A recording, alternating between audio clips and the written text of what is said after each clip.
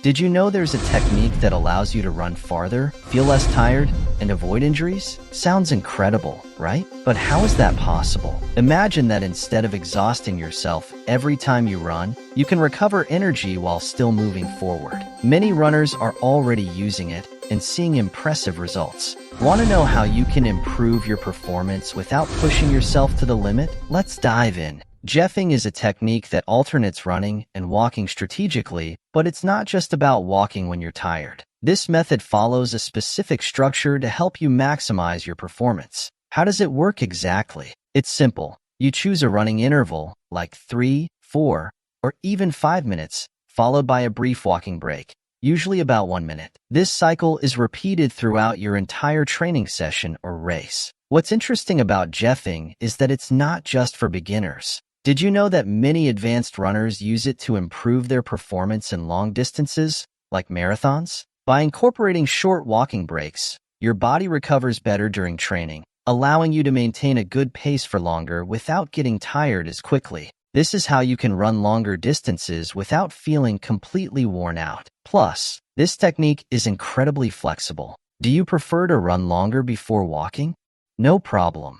Do you want more breaks because you're just starting out? Perfect.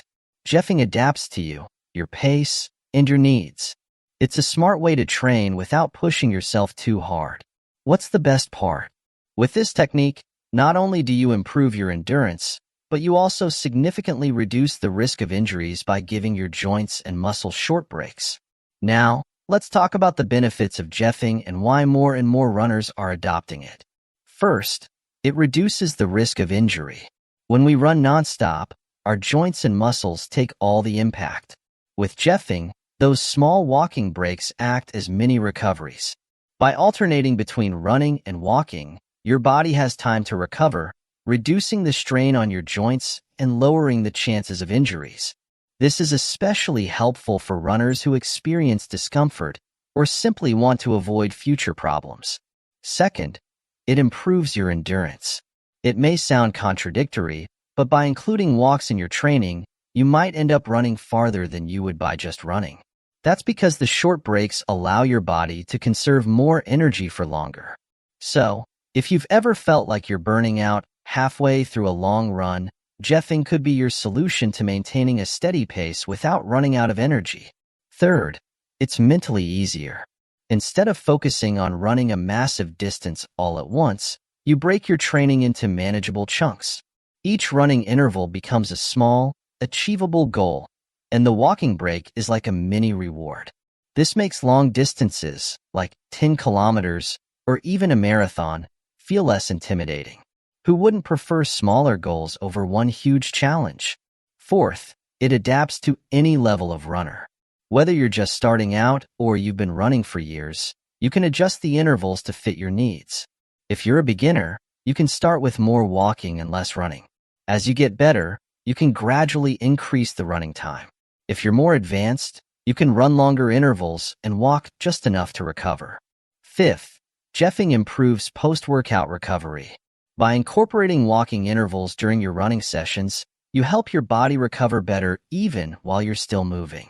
This not only reduces fatigue during the workout, but also speeds up recovery afterward. You're less likely to experience intense muscle soreness or extreme fatigue the next day, allowing you to train more frequently without overloading your body. Sixth, Jeffing helps you maintain better running form. By alternating with walking breaks, you give yourself moments to adjust your posture, breathe properly, and avoid muscle tension. This is especially useful during long runs when it's easy to lose your form due to fatigue. With all these benefits, Jeffing becomes a versatile and powerful tool for improving your performance, preventing injuries, and enjoying the running process more. If you're ready to give it a try, here's how to start simply and effectively. First, choose your intervals. There's no fixed rule. You can start with something easy, like running for 3 minutes and walking for 1 minute. As you feel more comfortable, you can increase to 4:1 or even 5:1. The key is to find the rhythm that works for you. You don't need to follow anyone else. What matters is how your body feels. Second, listen to your body. If during a training session you feel the running intervals are too long, adjust them. There's no harm in taking more walking breaks if you need them, especially in the beginning. Jeffing isn't a race against the clock. It's about progressing intelligently. Third, use tools that make the process easier. Nowadays, there are many training apps and smartwatches that let you set up running and walking intervals. That way, you don't have to keep checking the time. These tools will notify you when it's time to switch, allowing you to focus on enjoying the run. Fourth, incorporate jeffing into your long runs. If you're training for a race, like a half marathon or a full marathon, try using this technique during your long sessions. You'll be surprised at how far you can go and how much less exhausted you'll feel at the end of the workout compared to running nonstop. With these simple steps, you'll be ready to get the most out of this technique. The best part? Whether your goal is to run more kilometers or simply enjoy running more, jeffing will help you achieve it. While jeffing is a widely used technique, there are some myths surrounding it. Let's break down a few of them and understand the realities of this approach. Myth 1. Jeffing is only for beginners. Reality. Nothing could be further from the truth. While it's true that many beginners find it helpful for starting without getting too tired, this technique is used by runners of all levels, including advanced marathon runners. Why? Because it allows them to keep a steady pace without exhausting themselves quickly, and it also improves their final times in long races. Even some professional runners have reported faster times using jeffing. Myth 2. If you walk, you're not a real runner. Reality. This is one of the biggest misconceptions. Walking at specific intervals doesn't make you less of a runner. It makes you smarter. Running is a sport of endurance, and jeffing gives you the ability to keep going when others are already worn out.